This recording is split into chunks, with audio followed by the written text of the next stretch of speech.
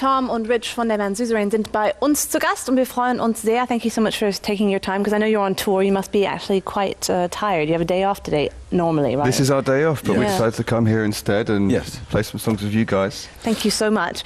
I looked up what Suzerain means, because I actually called my mom this morning and said, what does that mean? And it says, a dominant nation or state which has control over the international affairs of a subservient state which has domestic autonomy. Yeah, we thought we'd go for something quite short and snappy. What does that mean? Or does it even matter what it means? It didn't matter to us when we first started. We needed something to put on a cover of a CD, really, to hand over to other people. And Richard and I sort of racked our brains and came up with some terrible, terrible band names. Oh God, yeah. Maybe we did come up with a terrible band name, I'm not really sure, but it's one of those things. Naming a band is one of the worst things you have to do, because you then either have to live up to the name or you don't in those cases. But Suzerain was something, it was a word we kind of liked the sound of. It was kind of exotic.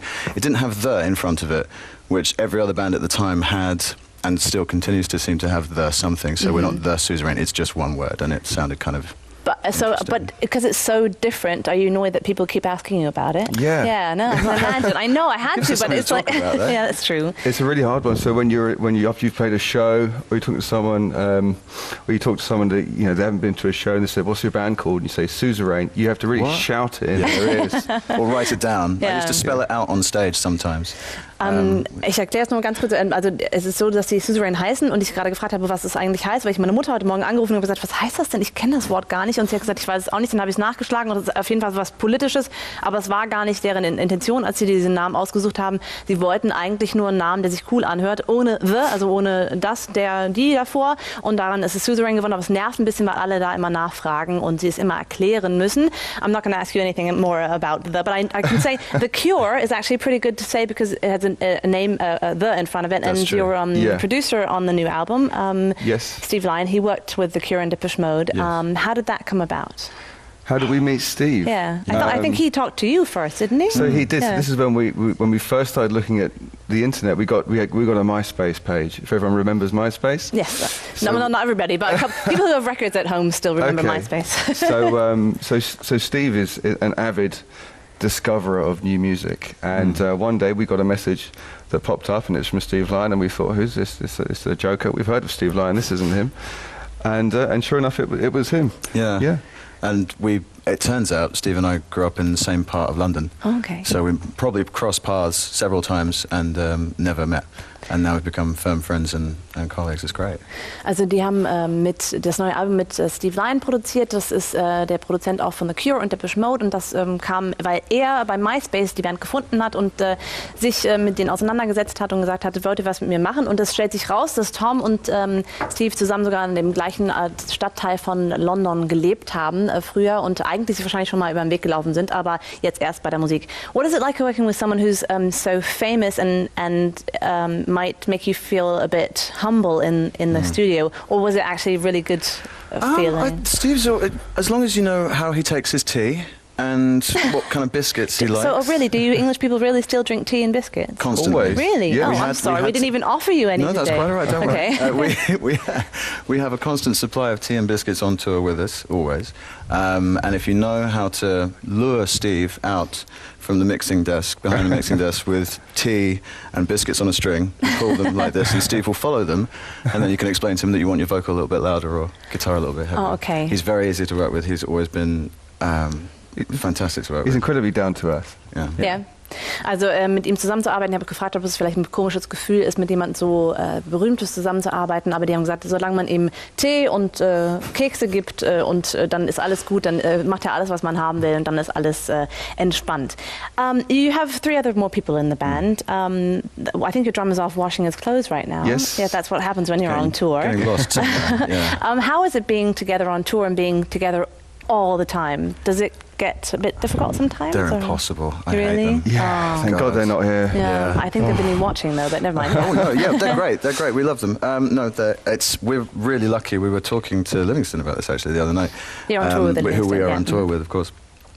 And I think a band often lives and dies on how the people get on and whether they get on, whether you have a similar sense of humour. if you can stand, like you say, you're in very close, very physical, close proximity to each other when you're rehearsing, when you're driving, when you're flying, when you're doing whatever.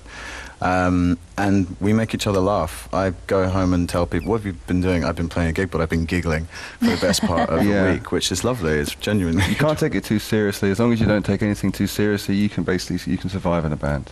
Yeah, I can that's imagine. True, yeah.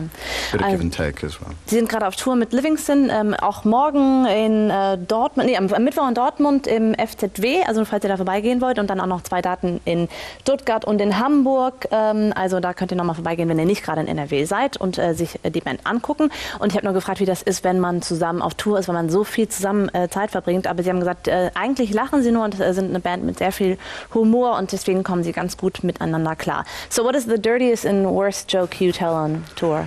Oh my God! Oh God!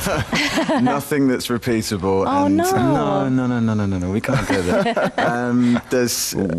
It's just there's varying degrees of people being hungover and tired and focusing and dropping things on their feet and putting stuff together and sounds and stuff like that. There's way too many to repeat in public. But what a shame. No, it's bad. We'll text you them. Oh, okay, also Sie können die Witze, die Sie erzählen, on Tour nicht wiederholen hier, aber vielleicht, wenn Sie mir die ge-SMS haben, dann erzähle ich sie euch nochmal. Stelle bei uns auf unsere Facebook-Seite. You also have a Facebook page, and social media is really important nowadays. What is like the best thing about social media and the worst thing for a band? What would you say? The best thing is there's no barrier between the band and the fans. So we have fans messaging us straight after our shows here in Germany, and it's immediate. And they can tell us what they like, and they're going to see us at the next show, and that's the best part. The difficult part, I don't know. I think it depends on the group. I think some groups handle it really well. Some people not so well. I think it's mainly about how much you want to talk about and how much you want to say, because there's, especially with the recording process and things like that, there's some things that are really boring. So you have to be quite careful about what you say, because we don't want to say, oh yeah, we just done track 14. That's great. But it's important for us. Well, for some us people might be thinking some people might be interested in that, but I mean so it's not really. I think it's just about what you upload and stuff like that. I think anyone who's ever uploaded a picture or a Facebook status knows. Oh yeah. Oh, I always get thousands of likes whenever I post. Yeah, of course. Nein.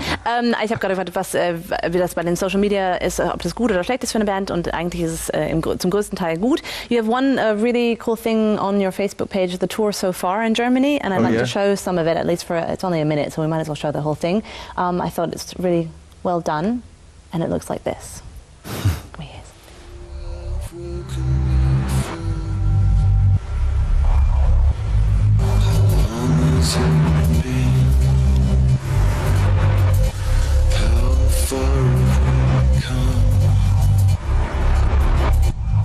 I've taken too much.